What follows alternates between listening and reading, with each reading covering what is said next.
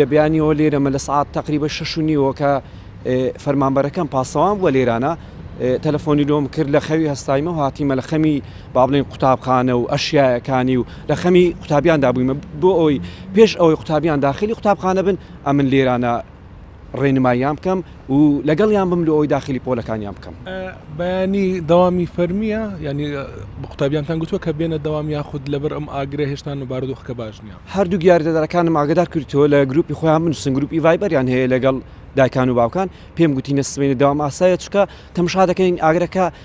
مایە بەس بەرەو کۆنتڕۆڵە ئینشاڵڵا. بەیانی لە پلانتەندانیا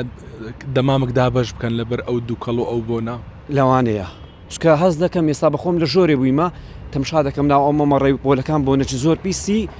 ئەو دووکەڵی و ئەو ئاگرانە دێت کە ئێمە هاتین ینی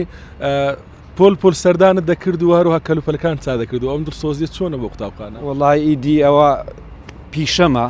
و پیشەکەشم خۆش دەوێ ناچارم یعنی ئینسانی شەگە لە پیشەکی دابی دەبی پیشەکەی بەدڵسۆزی بکات نەکەم کەم تەرخەمی تێدا بکات. ماوەی زیاتر لە 12 کاتژمێرە پێم وابێ لە قوتابخانە لە 6:30 لێرە بووم چوویمەوە واڵی نانم خواردی نێوڕانێ هەندێک ئیسراحەتم کردی و هاتیمەوە ئێران دیسان.